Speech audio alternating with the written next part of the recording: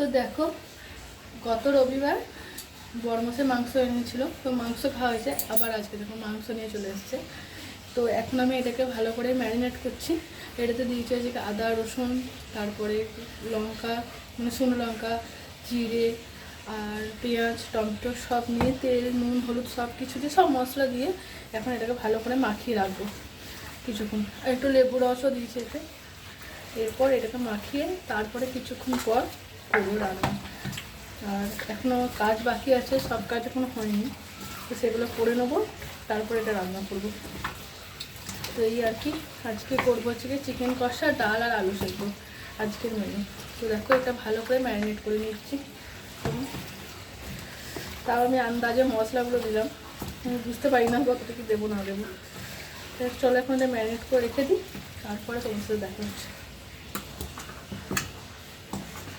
হ্যাঁ, কাশ্মীরি লঙ্কাও দিয়েছি এটাতে, আর দিয়েছি একটু চিকেন কারি। চলো এখন টাটা।